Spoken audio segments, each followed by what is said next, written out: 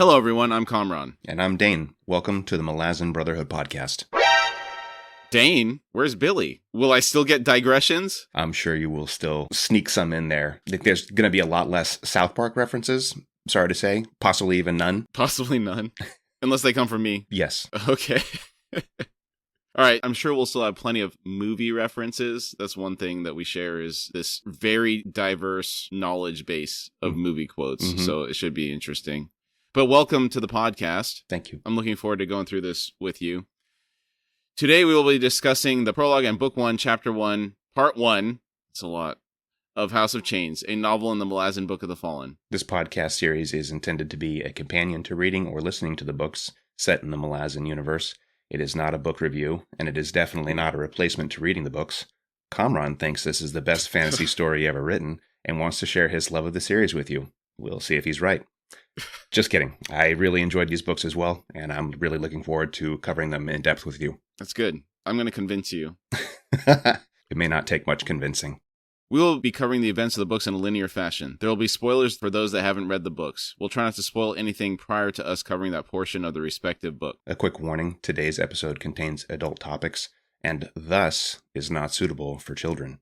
Our show is listener supported. If you would like to support us, we'd really appreciate it. You can do so by visiting our Patreon link on our website at HorseFrogProductions.com. Currently, we're posting ad-free episodes on Patreon weekly. Also, we'd really like to hear from you. Send any feedback or comments to contact@HorseFrogProductions.com. All right, House of Chains Prologue. This takes place on the verge of the nascent, the 943rd day of the search, Burns' sleep.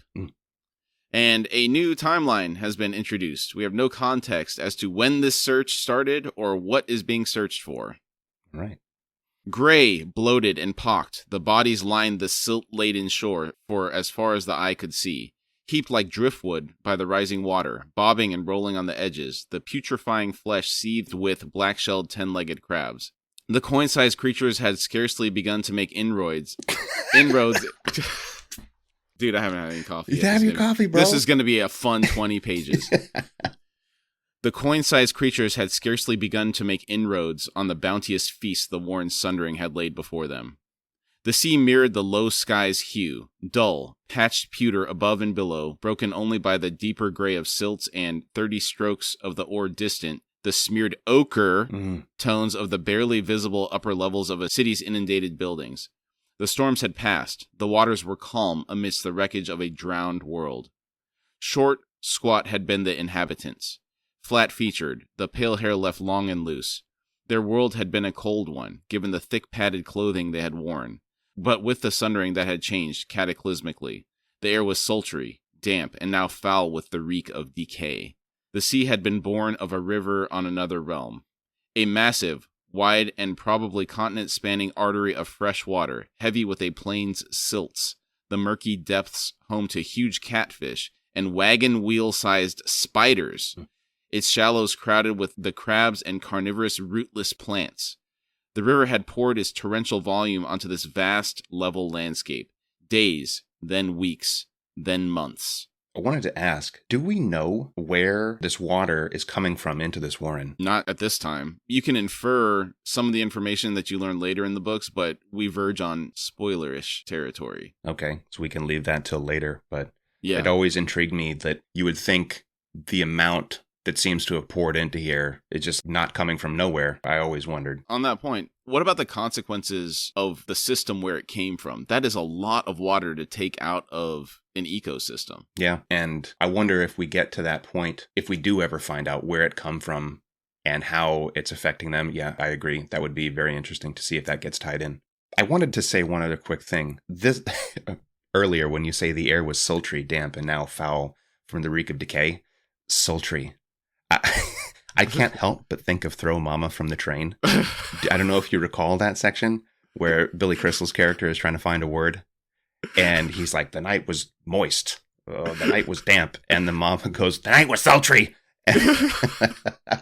Every time I see the word sultry, that's all I can think of.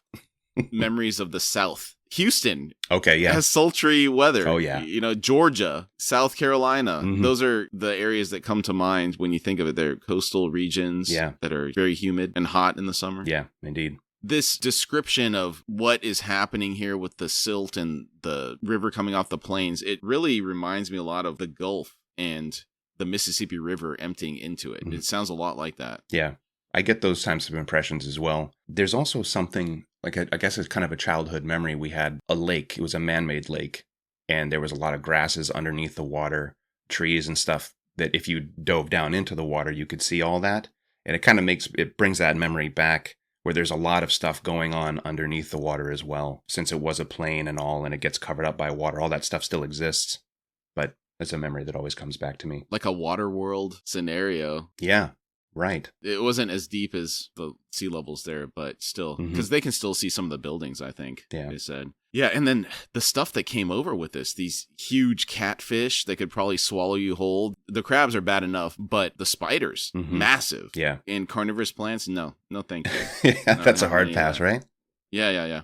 And then finally, the smell of this. Oh, yeah. So we got involved in a flood scenario a couple of years ago where we had to be evacuated. And when we went back to our house after the waters had receded, the muddy mess that was left behind, I just imagine that it smells like this. It's just like this rotting smell. It just has a stink to it. When I grew up in Portland, we had the Rose City Parade and some other festival things that would go along with that. And they would put up sort of a little amusement park. And the Northwest is pretty well known for being in a constant state of moistness. But not sultry. Not sultry. Yeah. Definitely not sultry. Yeah. But things just sort of being wet. And they would put these on a parade grounds, kind of like a big grass field. And as the wet grass and mud just starts to get walked on by hundreds and hundreds of people, a similar smell that I imagine is just kind of this wet, muddy, gross smell. So as you're walking through trying to enjoy eating popcorn or whatever snacks, and this foulness is coming up and hitting you in the face every time you take a step, it kind of reminds me of that a little bit when I read this. Yeah. Storms, conjured by the volatile clash of tropical air, streams with the resident temperate climate, had driven the flood on beneath shrieking winds, and before the inexorably rising waters came deadly plagues to take those who had not drowned. Somehow the rent had closed some time in the night just past. The river from another realm had been returned to its original path. The shoreline ahead probably did not deserve the word, but nothing else came to Trull Sengar's mind as he was dragged along its verge. The beach was nothing more than silt, heaped against a huge wall that seemed to stretch from horizon to horizon. The wall had withstood the flood.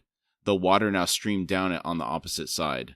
Bodies on his left, a sheer drop of 7, maybe 8 man-heights to his right, the top of the wall itself slightly less than 30 paces across. That it held back an entire sea whispered of sorcery. The broad, flat stones underfoot were smeared with mud, but already drying in the heat, dun-colored insects dancing on its surface, leaping from the path of Trull Sengar and his captors.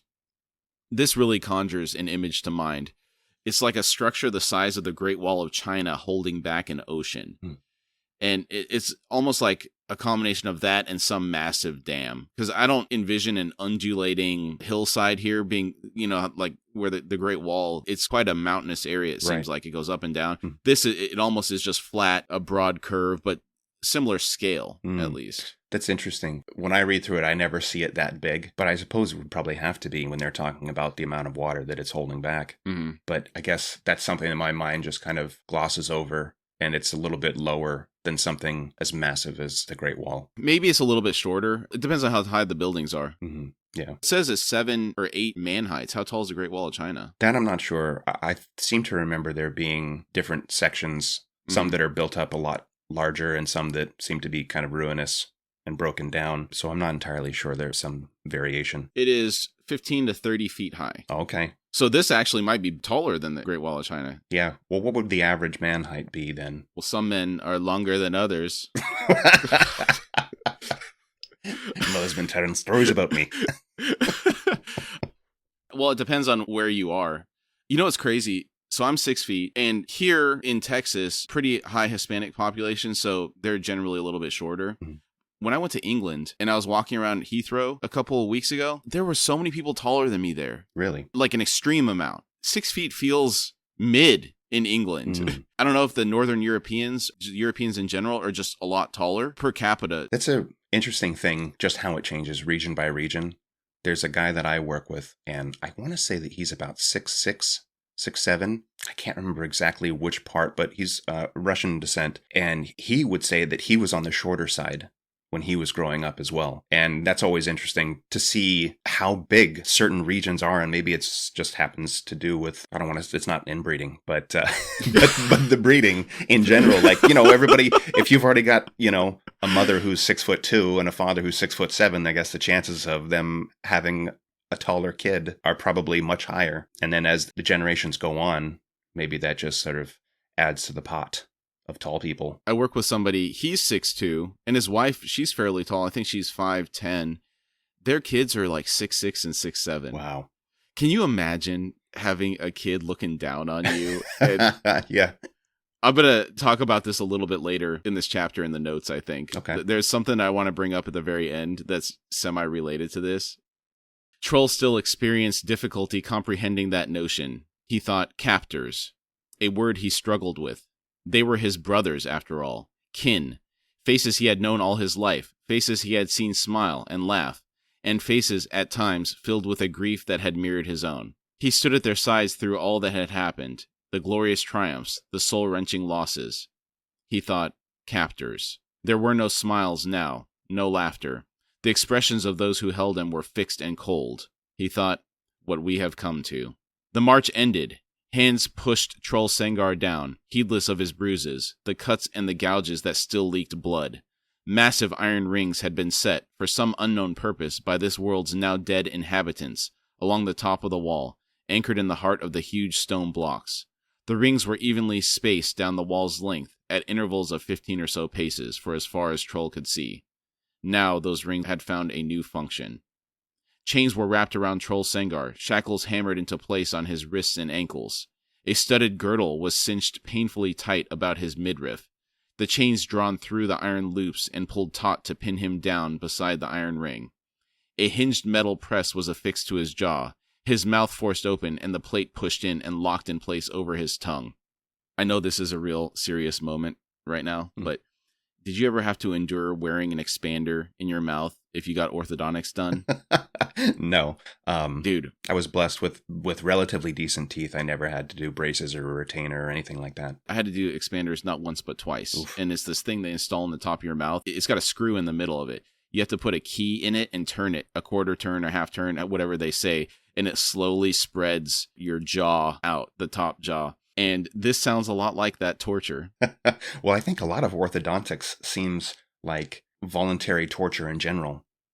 For some of the people that I've talked to who have had to do major orthodontic work, have teeth pulled and rearranged and braces and headgear and all those kinds of things. And the pain that a lot of these people talk about, similar to what you're describing, is like just constant, steady, low-grade pain of moving teeth around in your mouth. Yeah. I was a swimmer.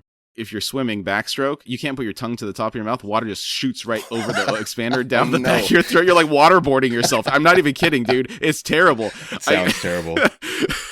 One time, I actually had braces up through my freshman year in college, and I got them off that October. So I only had them a couple months, but I started playing water polo my freshman year. I got a braces adjustment over the weekend. I came back, and at water polo practice, somebody accidentally hit me in the face with their wrist so hard that 4 of my braces imprinted a bruise on his wrist, and it felt like I had broken a tooth. And what had happened was it flipped one of the braces things that was attached to my tooth upside down, and it was pressing on my tooth. Ooh. It had unglued it. Dude, I ran to the bathroom. I was able to flip it around, luckily. But man, that was a hard hit. Yeah, that sounds pretty intense. To add to the pain, the procedure already. Indeed. All right, back to being serious. Okay. The shortening followed. A dagger inscribed a circle on his forehead, followed by a jagged slash to break that circle. The point pushed deep enough to gouge the bone. Ash was rubbed into the wounds. Does this remind you of the end of Inglourious Bastards, where they carved the symbol into Landa's forehead? It hadn't specifically that at the time, but now that you mention it, I mean, that seems like a perfect analogy, something that we've seen in recent memory. Again, that description, I know you have spoken about this in the past, of gouging into the bone. It's like, that is intense. That is deep. We're not just scribbling on some skin here. We're getting in there. And no thank you. Kalam, you chipped the knife, hitting the bone. Yeah. Yeah. When I first read this, that movie hadn't come out yet. And so maybe I didn't make that association before. Now that it's there, I can't unsee that, because it's such when they show it in the movie, it's really horrific. Yeah, it is. His long single braid was removed with rough hacks that made a bloody mess of his nape. A thick, cloying unguent was then smeared through his remaining hair, massaged down to the pate. Within a few hours, the rest of his hair would fall away, leaving him permanently bald. I do feel that we need a patent for this unguent, because it would save me a lot of time. I wouldn't have to worry about cutting myself when shaving anymore. Yeah, I suppose it already exists. You could take some Nair, and you could rub that all over your head. That would be terrible. That burns, doesn't it? I think I heard somebody say. It does. I've never tried it, but I agree. I get tired of shaving as well. I would never use that on my scalp. No way. I had a friend who, he was a hairy guy in high school. Full hair all over his chest, his legs, everything, very hairy. And he thought that he would apply Nair to his chest and stomach. Ooh. And he was reading the instructions, and it said to leave it on for X amount of time. And he thought, I don't know, maybe that's kind of a sensitive area in my stomach, so maybe I'll do a little bit less. So I think he did even half the time, and chemical burns all over his chest and stomach. It was rough. I don't think he ever did it again after that. Yeah. The shorning was an absolute thing, an irreversible act of severance. He was now outcast to his brothers. He had ceased to exist. He would not be mourned. His deeds would vanish from memory along with his name. His mother and father would have birthed one less child. This was, for his people, the most dire punishment, worse than execution by far. This does sound like a more extreme version of a sentence of exile. It really does sound terrible, especially when being committed by your family and close circle around you. Definitely, definitely. It's heart-wrenching, even though we don't know who this guy is, but it already sounds like it's a terrible fate. Yet Troll Sengar had committed no crime. Again, he thought, and this is what we have come to. They stood above him, perhaps only now comprehending what they had done. A familiar voice broke the silence. It said, "We will speak of him now, and once we have left this place, he will cease to be our brother." The others intoned, "We will speak of him now." Then one added, "He betrayed you." The first voice was cool, revealing nothing of the gloat that Troll Sengar knew would be there. He said, "You say he betrayed me." Another voice said, "He did, brother." Someone asked, "What proof do you have?" The first voice said, "By his own tongue." A voice said, "Is it just you who claims to have heard such betrayal spoken?" Another voice said, "No, I too heard it, brother." A third voice said, "And I." The first voice asked, "And what did our brother say to you all?" Someone said, "He said that you had severed your blood from ours." Another person said, "That you now served a hidden master." Yet another said, "That your ambition would lead us all to our deaths." A fourth individual said, "Our entire people." The first voice said, "He spoke against me then." Someone said, "He did." The first voice said, "By his own tongue, he accused me of betraying our people." Someone said, "He did." The first voice said, "And have I? Let us consider this charge. The Southlands are aflame. The enemy's armies have fled. An enemy now kneels before us and begs to be our slaves. From nothing was forged an empire, and still our strength grows. Yet, to go stronger, what must you, my brothers, do?" They intoned, "We must search." The first voice said, "Aye. And when you find what must be sought," they intoned, "we must deliver, to you, brother." The first voice asked, "Do you see the need for this?" They intoned, "We do." The first voice said, "Do you understand the sacrifice I make for you, for our people, for our future?" They intoned, "We do." The first voice said, "Yet even as you searched, this man, our once brother, spoke against me." They intoned, "He did." The first voice said, "Worse, he spoke to defend the new enemies we had found." They intoned, "He did. He called them the pure kin and said we should not kill them." The first voice said, "And had they been in truth pure kin, then," they intoned, "they would not have died so easily." The first voice said, "Thus." They intoned, "He betrayed you, brother." The first voice said, "He betrayed us all." There was silence. Troll thought, now you would share out this crime of yours, and they hesitate. The first voice said, "He betrayed us all. Did he not, brothers?" The voices said, "Yes." The word arrived rough, beneath the breath, mumbled, a chorus of dubious uncertainty. No one spoke for a long moment. Then, Savage with barely bridled anger, the first voice said, "Thus, brothers. And should we not heed this danger, this threat of betrayal, this poison, this plague that seeks to tear our family apart? Will it spread? Will we come here yet again? We must be vigilant, brothers, within ourselves, with each other. Now we have spoken of him, and now he is gone." The voices intoned, "He is gone." The first voice said, "He never existed." They intoned, "He never existed." The first voice said, "Let us leave this place then." They intoned, "Yes, let us leave." Troll Sengar listened until he could no more hear their boots on the stones, nor feel the tremble of their dwindling steps. He was alone, unable to move, seeing only the mud-smeared stone at the base of the iron ring. The sea rustled the corpses along the shoreline. Crabs scuttled. Water continued to seep through the mortar, insinuate the cyclopean wall with the voice of muttering ghosts, and flow down on the other side. Among his people, it was a long-known truth, perhaps the only truth, that nature fought but one eternal war, one foe. That, further, to understand this was to understand the world, every world. Troll thought, nature has but one enemy, and that is imbalance. The wall held the sea. Troll thought, there are two meanings to this. My brothers, can you not see the truth of that? Two meanings. The wall holds the sea. For now. I love that quote about nature hating an imbalance. If things get too far out of whack, nature's going to clap back. Mm-hmm. There's another quote similar, I think, something to the effect of nature abhors a vacuum, and kind of a similar thought where it's looking to fill that, or water equalizing. There's always some sort of similar metaphor, but I agree. We got into quite the discussion at the house about this because I was bringing it up. My wife views things differently.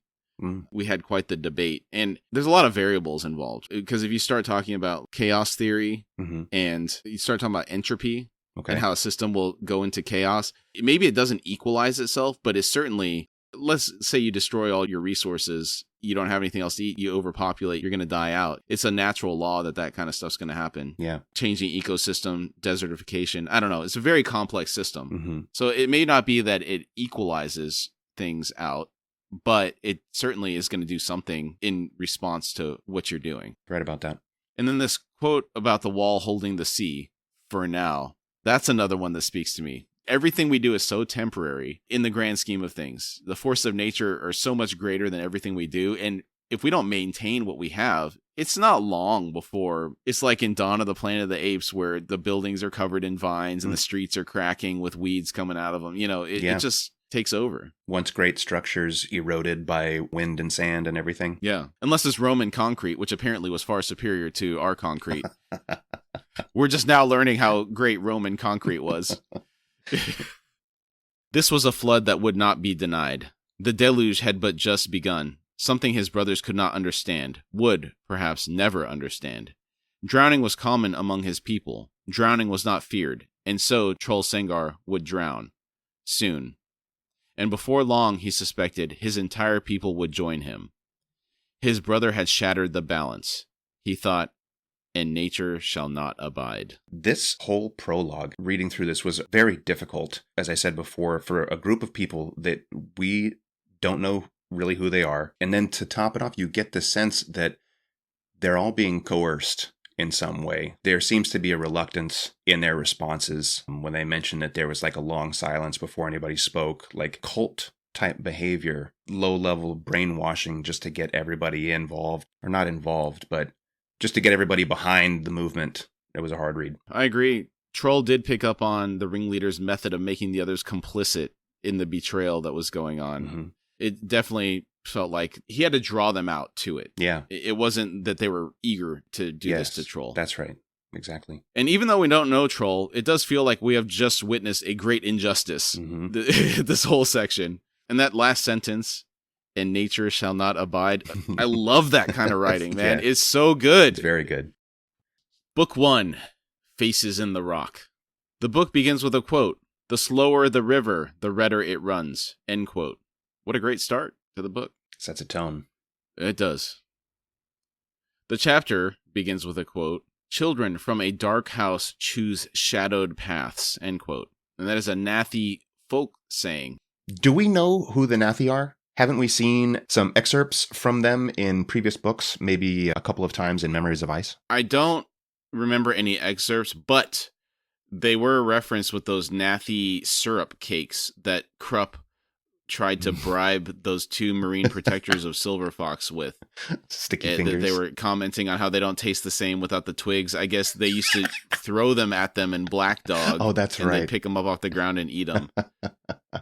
Okay, so there is something. Yeah, and then there were also mentioned a Nathy horse breed in that mongrel horse or set of mongrel horses that Cull had purchased off of the Mott Irregulars. Okay. So they are in that area. Okay. I guess they live up in North Kennebacus. Okay. This last one, what do you make of this? Do you think it means that the actions of those who endure trauma are heavily influenced by their past? That it's an interesting topic that might come up at the end of this episode, if that's the case. Yeah. It makes me think of sort of that product of your environment. You know, you become what you were raised in. That's kind of what it makes me think. And if that's the situation, children from a dark house, if you're brought up that way, what kind of a choice do you actually have to be anything other than how you were brought up? It feels like some people go one direction where they fall into it, and drug dealer parents or drug addict parents, and then, you know, they have a rough life. They're adolescents getting into crime. They get into the system, that kind of stuff. You hear those stories. Then there's the other people, probably a much smaller percentage of them, they completely reject that life. Yeah. They see it, they say, I'm never going to be like that. And then they go the opposite way. But I think probably the vast majority, it's the former. Yeah. The dog had savaged a woman, an old man, and a child before the warriors drove it into an abandoned kiln at the edge of the village.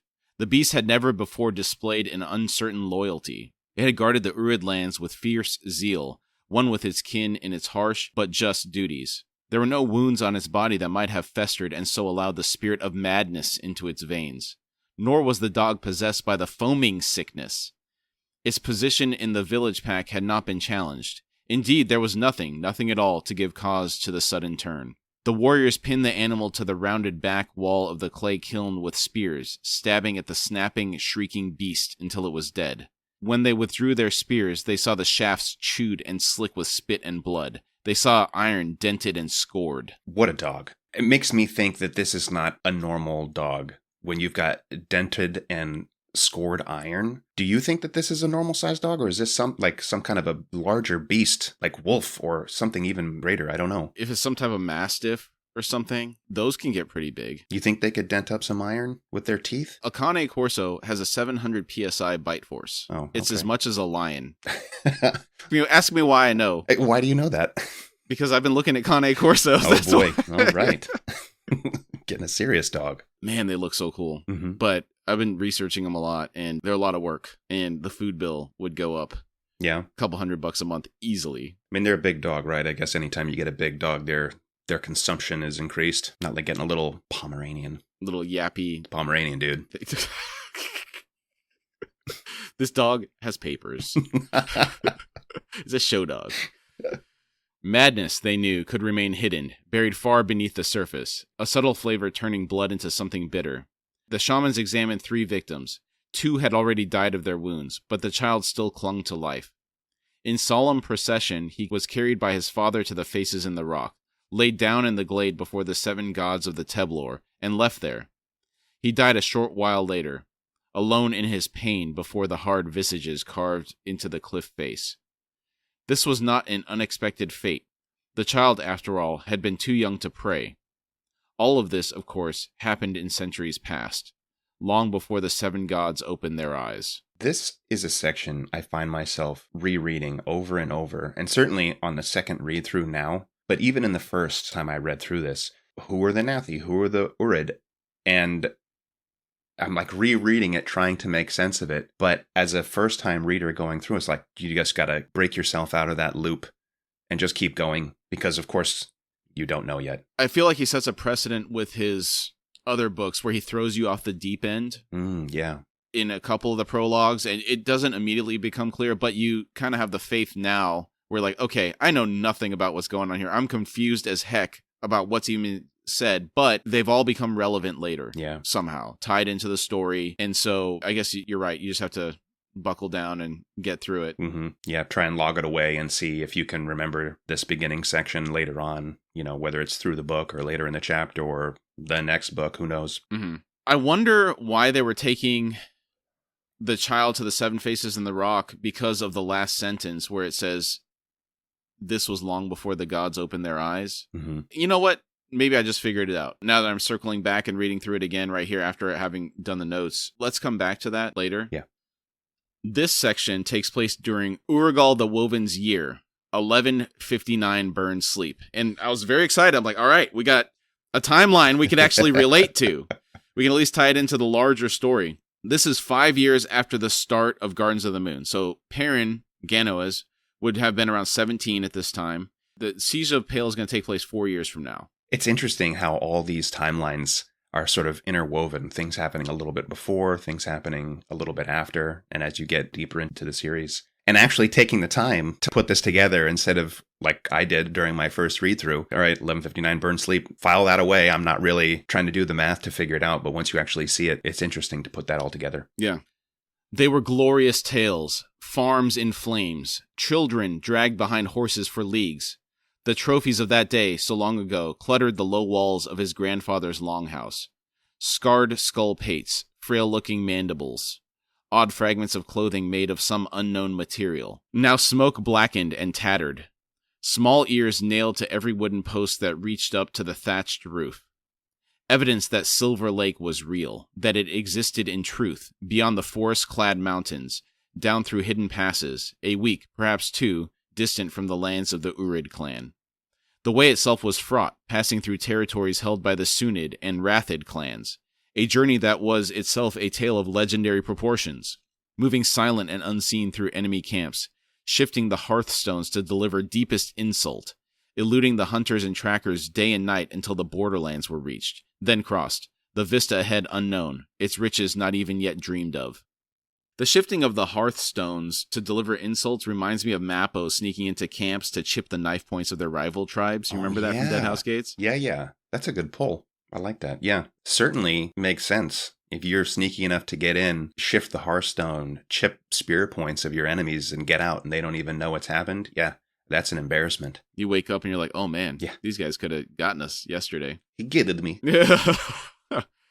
Karsa Orlong lived and breathed his grandfather's tales. They stood like a legion, defiant and fierce, before the pallid, empty legacy of Sinig, Palk's son and Karsa's father.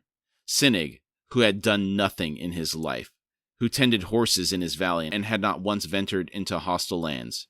Sinig, who was both his father's and his son's greatest shame. This is another absolutely gut-wrenching statement. It's just a horrible feeling to know that, even if Sinig knows, that his son and his father both have this sort of disdain every time they think about him because they view his life as so unimportant, I guess. I do wonder at how much of this situation is driven by Karsa's grandfather twisting Karsa's mind in a way.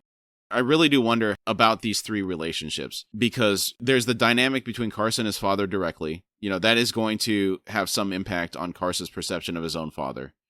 Then separately, Karsa's father and his relationship with his own father, and then the grandfather and Karsa. If Karsa's grandfather was a heavier influence on him as Karsa was growing up, and he's telling him all these great stories about war and doing all this pillaging and whatever else is involved in that behavior at Silver Lake, it seems glorious to Karsa. Parents and their children, it's a very complex relationship. It feels like Sinig could be upset that Karsa has chosen this path. He can see why he's doing it, but he can't convince him otherwise.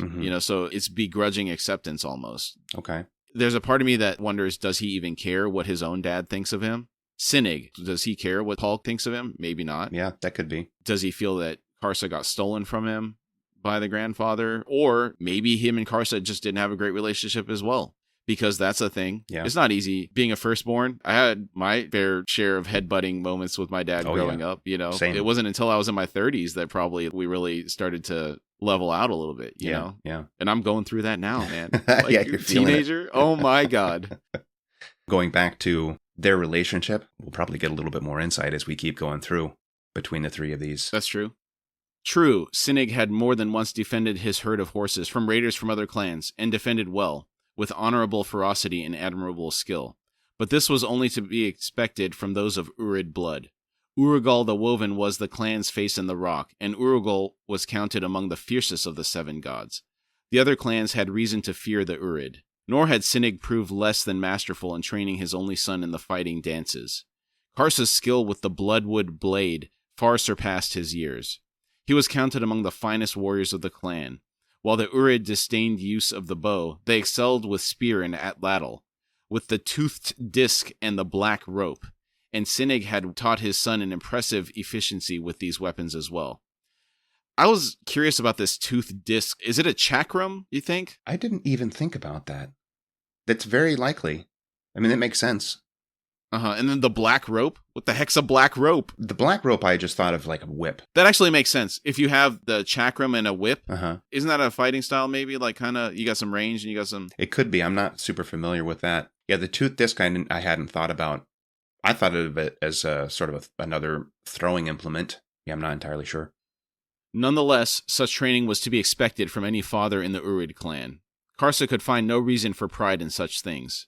The fighting dances were but preparation after all. Glory was found in all that followed, in the contests, the raids, in the vicious perpetuation of feuds. Karsa would not do as his father had done.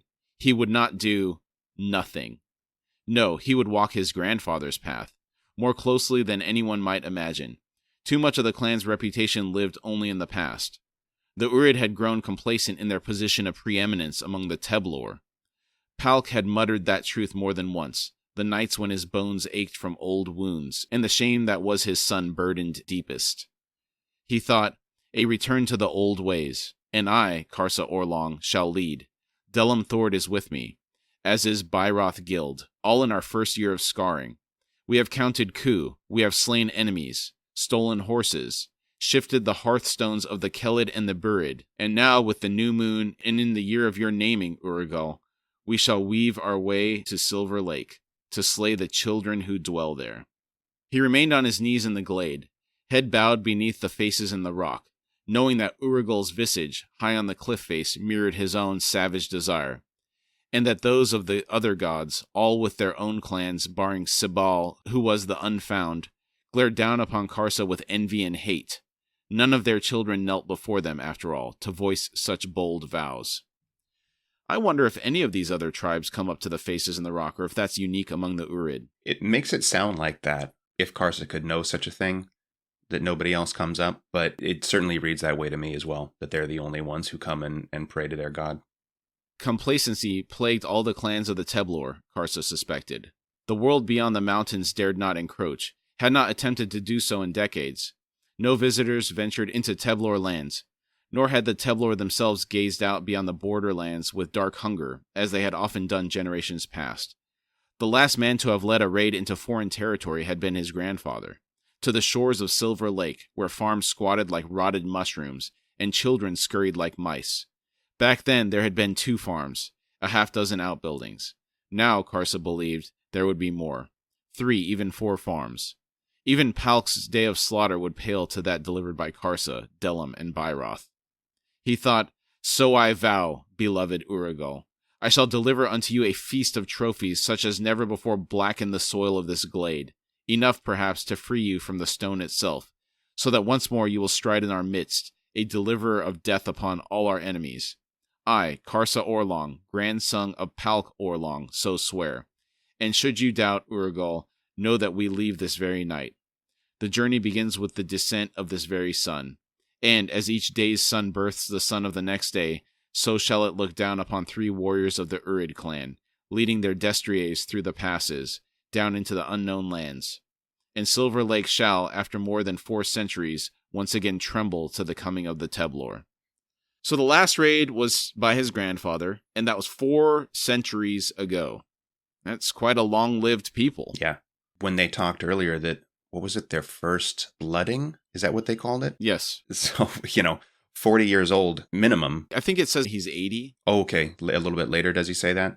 Yeah. Quite long-lived. And if he's young... At 80. Yeah, right. Young at 80, how old does that make Palk?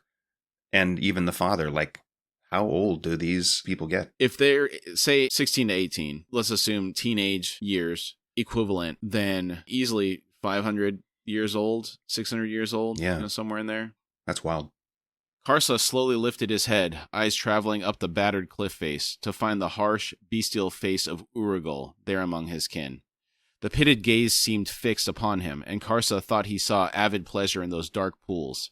Indeed, he was certain of it, and would describe it as truth to Delim and Byroth, and to Dalis, so that she might voice her blessing, for he so wished her blessing, her cold words. He thought, I, Dalis, yet to find a family's name, bless you, Karsa Orlong, on your dire raid. May you slay a legion of children. May their cries feed your dreams. May their blood give you thirst for more. May flames haunt the path of your life. May you return to me, 1,000 deaths upon your soul, and take me as your wife. She might indeed so bless him, a first yet undeniable expression of her interest in him. Not Byroth. She but toyed with Byroth as any young unwedded woman might, for amusement.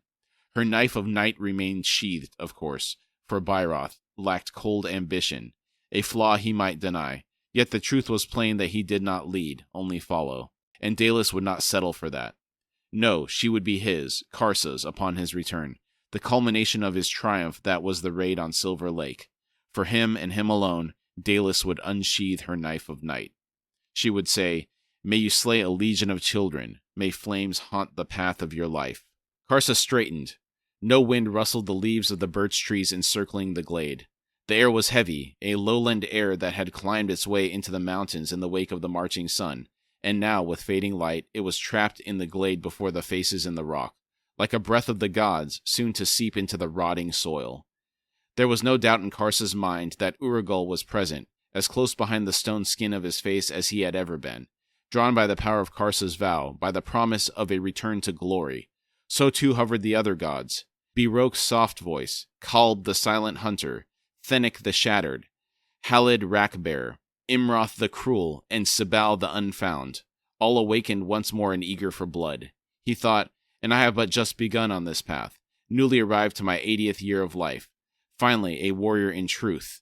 I have heard the oldest words, the whispers of the one who will unite the Teblor, who will bind the clans one and all and lead them into the lowlands and so begin the war of the people.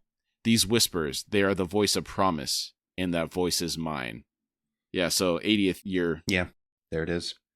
Hidden birds announced the coming of dusk. It was time to leave. Delim and Byroth awaited him in the village, and Dalis, silent yet holding to the words she would speak to him. He thought, Byroth will be furious. The unbelievable hubris of Karsa. Like, we only just know him, but this whole passage of all of the things that he's going to do. Dalis is going to be his, apparently, I don't know if you would consider them friends, but at least colleagues on this impending raid. They're going to be jealous. They're going to do as he's going to tell them. Unbelievable amounts of confidence. Yeah, I might have mentioned Karsa's name with some reverence in the past, and people that are listening are like, how the heck do you like this guy? And I don't at this point. He is not a good guy. Yeah. We'll see what happens. He's a very divisive character. Some people absolutely hate him, and they don't ever turn around. Okay. These early introductions to him sour him. Probably. For the rest of the series. Yeah, I could see Some that. people, I guess, don't think people can grow. The pocket of warm air in the glade lingered long after Karsa Orlong's departure. The soft, boggy soil was slow to yield the imprint of his knees, his moccasined feet, and the sun's deepening glare continued to paint the harsh features of the gods even as shadows filled the glade itself. 7 figures rose from the ground, skin wrinkled and stained dark brown over withered muscles and heavy bones, hair red as ochre and dripping stagnant black water. Some were missing limbs, others stood on splintered, shattered, or mangled legs. One lacked a lower jaw, while another's left cheekbone and brow were crushed flat, obliterating the eye socket. Each of the 7, broken in some way, imperfect, flawed. Somewhere behind the wall of rock was a sealed cavern that had been their tomb for a span of centuries, a short-lived imprisonment as it turned out. None had expected their resurrection, too shattered to remain with their kin. They had been left behind, as was the custom of their kind. Failure's sentence was abandonment, an eternity of immobility. When failure was honorable, their sentient remnants would be placed open to the sky, to vistas, to the outside world, so that they might find peace in watching the passing of eons. But for these 7, failure had not been honorable. Thus, the darkness of a tomb had been their sentence. They had felt no bitterness at that.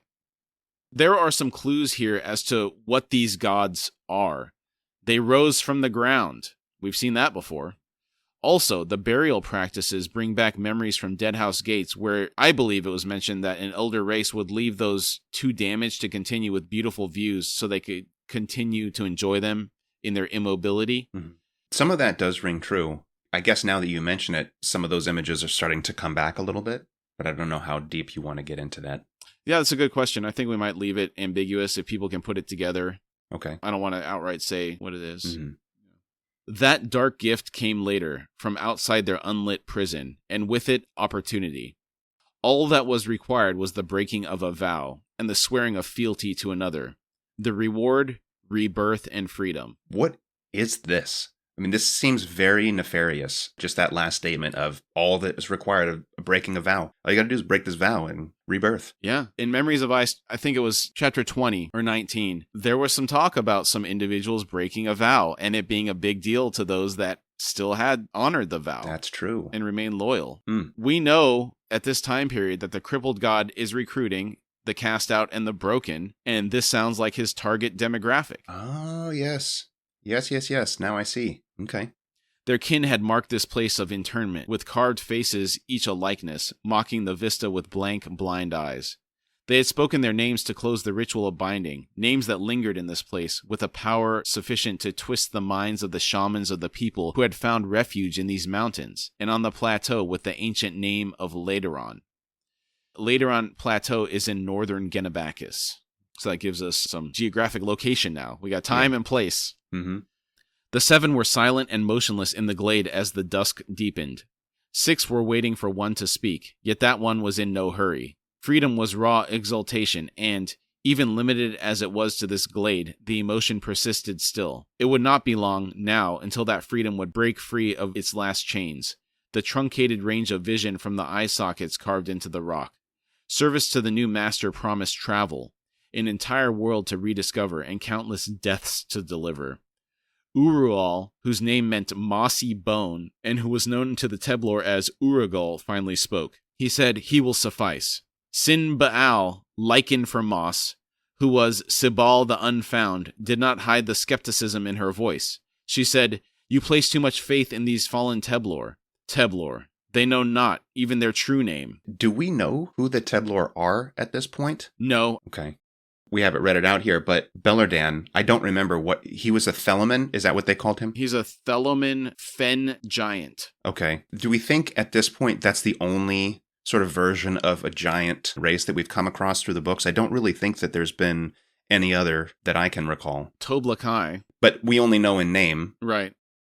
Through a crushed throat, neck twisted and head leaning to one side, Barak was forced to turn his entire body to stare at the rock face. His voice was a rough rasp as he said, "Be glad that they do not. In any case, you have your own children, Sinbao, who are the bearers of the truth. For the others, lost history is best left lost, for our purposes. Their ignorance is our greatest weapon." Ural said, "Dead-ash Tree speaks the truth. We could not have so twisted their faith were they cognizant of their legacy." Sinbao shrugged disdainfully and said, "The one named Palk also sufficed. In your opinion, Ural. A worthy prospect to lead many children, it seemed, yet he failed. Haran al growled, "Our fault, not his. We were impatient, too confident of our efficacy. Sundering the vow stole much of our power." Thek Ist demanded, "Yet, what has our new master given of his, Antler from Summer? Not but a trickle." Ural quietly asked, "And what do you expect? He recovers from his ordeals as we do from ours." Emroth spoke, her voice like silk. She said, "So you believe, Mossy Bone, that this grandson of Palk will carve for us our path to freedom?" Ural said, "I do." Emroth said, "And if we are disappointed yet again?" Ural said, "Then we begin anew. Byroth's child in Dalis' womb." Emroth hissed. She said, "Another century of waiting. Damn these long-lived Teblor." Ural said, "A century is as nothing." Emroth said, "As nothing, yet as everything, Mossy Bone. And you know precisely what I mean." Ural studied the woman, who was aptly named Fanged Skeleton, recalling her soul-taken proclivities and its hunger that had so clearly led to their failure so long ago. He said, "The year of my name has returned. Among us all, who has led a clan of the Teblor as far along our path as I have? You, fanged skeleton? Lichen for moss? Spearleg? No one spoke. Then finally, Barak made a sound that might have been a soft laugh. He said, "We are as red moss, silent. The way will be opened. So our new master has promised. He finds his power. Ural's chosen warrior already possesses a score of souls in his slayer's train. Teblor souls at that.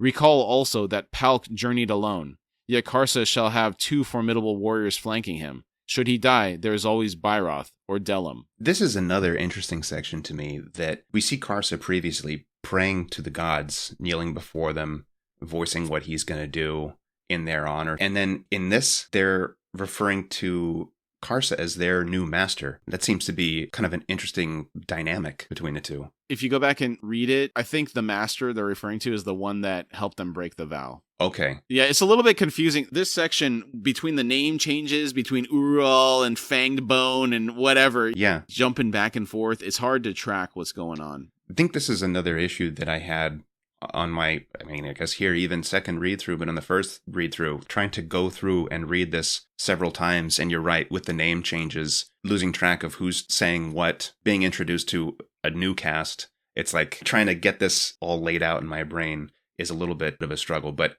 every time we go through this, it seems to be getting slightly more clear. So I guess as we keep going, some of these other things will start to make more sense. Yeah, I mean, even earlier in this chapter, you had picked up on something that I was wrong about. On multiple read-throughs, it's hard to keep everything straight sometimes. Yeah. The concept of the souls in Karsa's Slayer's train is interesting. I'm curious to see if that's literal or figurative. Yeah, very interesting. This is also, just now, as you're reading through this last passage, as you had said, who are these broken gods? Who is doing that? The chain god and House of Chains, like all these things are now starting to come together. He's got these souls in his wake chained to him. Like all of these things are starting to kind of click a little bit more. It's like, oh, now it's starting to come through. I guess that's what happens on the second, third, fourth read-throughs, that all these little pieces start to tie together, and it gets very exciting. Yeah. Emroth snarled and said, "Byroth is too clever. He takes after Palk's son, his uncle. Worse, his ambition is only for himself. He feigns to follow Karsa, yet has his hand on Karsa's back." Ural murmured, "And mine on his.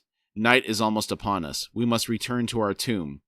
The ancient warrior turned then, said, "Fang skeleton, remain close to the child in Dayless womb." Emroth said, "She feeds from my breast even now." Ural asked, "A girl child?" Emroth said, "In flesh only. What I make within is neither a girl nor a child." Ural said, "Good." The 7 figures returned to the earth as the first stars of night blinked awake in the sky overhead. Blinked awake, and looked down upon a glade where no gods dwelt. Where no gods had ever dwelt. It seems that the worship of these gods is misplaced. I suppose only because we get to see the conversations play out between them and after Karsa's left. And it makes it interesting because you wonder, if you knew more about the gods that you worshipped, would you still hold them in such regard? I guess it depends on if they live up to the hype or not. Yeah. If they're an all-powerful deity, that's one thing. Everything you've been told is kind of true. But if it's, like, I think of Zeus whoring around with all the other gods, not necessarily the best role model. Mm-hmm. And I'm sure there's other examples of gods that are falsely worshipped. Yeah. The Man Who Would Be King. Do you ever see that movie with Sean Connery? They go to some, I don't remember where it was. It's somewhere in the Middle East. He was a scholar. And then he learns about these people. He pretends to be some deity or something. They worship him and make him in charge of everything. And then they find out, and I think they end up stoning him at the end or something. But it's like that type of scenario where they're co-opted by their beliefs. I think circling back to the dog attack at the beginning, and then they took the child to the faces in the rock. And then it said this all took place before they woke up. Mm-hmm. Tying everything together, these things broke whatever vow they had at some point recently. It was also mentioned that the magic was strong enough to twist the minds of the shaman of the tribes around here into worshiping them. Okay. So it does feel like the Teblor are being driven away from their roots and co-opted by these through some form of sorcery and misguidance. A little manipulation happening. Yeah. Now, one thing that I picked up on this read-through was it's mentioned that Byroth is like his uncle, who's Karsa's father. So I don't think it ever says they're cousins outright, but Byroth is his cousin. Mm-hmm. That makes it even worse that Yeah. Karsa knows that Byroth and Dalis have something going on, and he's trying to steal his cousin's girlfriend. Not a good guy, dude. Yeah. It really does make it, I guess as you read it through like this, it makes it hard to find anything likable about him at this point. Yeah, very arrogant, Mm-hmm. full of hubris, like you said. Not a good look for him. Right. There was one other thing in here that piques my interest, and it's the child that's gestating in Daelis's womb. It's neither a child nor a girl. What the heck does that mean? Yeah. I'm wondering the same thing. More nefarious deeds are happening, that they're planting a seed of something else entirely. How is that possible? What kind of power do these, we'll still call them gods, what power do they wield that they can do something like that? Yeah, and it makes me wonder, she was the one that was the soul taken. So is she creating a soul taken? Can you even do that? Who Right. knows? Yeah. Interesting. All right, we're going to stop there and we'll pick up the chapter where we left off next week. All right, for standout moments. So the prologue, I mentioned this before, even though we don't know who these people are yet, is a very sad introduction to a group of people who obviously were very close at one point. I mean, it sounds like brothers, very close kin, and now one of them is being cut out of the group, quite literally shorn. Very sad to see. Yeah, we definitely witnessed an injustice. We don't know a lot about Troll Sengar at this point, but he doesn't come across as the Karsa type. No, definitely not. He seems to be a little bit more humble from these first impressions. He's kind of taking it. He's not even really fighting back. He's not at all. And then he was standing up for the people that they were killing. Mm-hmm. The perception from the person that was driving this whole shorning event was, well, if they were stronger, they wouldn't have died so easily. Right. I mean, that's a tyrant's viewpoint. Yeah. And then the quotes in there about nature not abiding in imbalance, and then the wall holding back the sea for now. Mm-hmm. Love it. Love all that. Great writing. It's great. And the descriptions of this realm, the nascent, where you get a little bit more into this place. This time, I had the flashbacks to the flood as I was reading it, the muddy smell and everything. One of the guys even found a fish in our parking lot that was pretty big. Oh, wow. From the flood. I have pictures of it. It was not like a massive catfish, but it was some type of carp, I think, and it was probably 2.5 feet long. Oh, wow. Yeah, that's pretty big. A mini version of the deluge that took place here. Mm-hmm. So then this family dynamic that we're just... Silence the phone. I'm leaving that in, by the way. Damn it. Rookie error. It's my first time. So the family dynamic between Karsa, Sinnig, and Palk, and the fact that Sinnig is shown to be very capable, that he trained Karsta, quote, masterfully, that he is defended from raiders, but because he's not bloodthirsted, makes him a disappointment.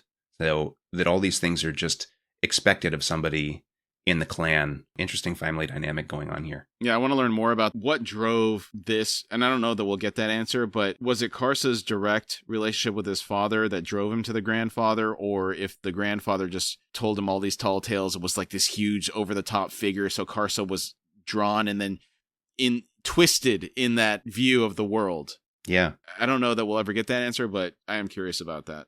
And that Karsa is swearing, I, Karsa Orlong, grandson to Palk Orlong, so swear, that his father is not even a thought in this. Mm-hmm. Is like, skip right over that. The grandfather is who I'm idolizing here. That's crazy. Finding out that the seven faces in the rock aren't gods and have never been. Yeah. Completely twisting my mind all up in knots. Yeah, look forward to see more about what's going on there. Yeah. All right. Great job today, Dane. Thank you. You got any final thoughts? Just one more. The introduction to these seven gods, their memories and their motives are kind of confusing, and it just leaves me wanting more clarity to what's going on. I agree. It's what he does best, right? He just throws these little pieces of information out there, and you're like, when do I get to learn more? When? Yeah. It is indeed. That's the drug of it all, and that is what I found is like you get these little nuggets, and even if you don't get it in this book, and you're just like, I got to just pick up the next one, just keep going. I think some people, that's a real big deterrent for them because they don't like that feeling of not knowing.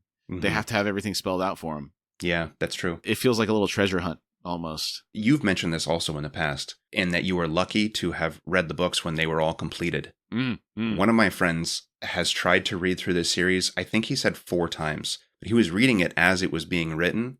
And so he would get through a couple of books and then have to put it down for a year or something and then come back. And he said he would forget where he was. So he would start trying to read through again. I think he made it to the 6th or 7th book and he hasn't started again because he's forgotten. He's like, I just don't have the energy to read through. It is. That's sad. It is. Though book 8, my mom's stuck in book 8 right now. Toll the Hounds. That's the one that, you got to power through. That's all I got to say. Some people really love that book too. It's interesting how different people latch on to different books. Yeah, that's true. All right. Thanks, everybody. We'll see you next week. All right. Thank you.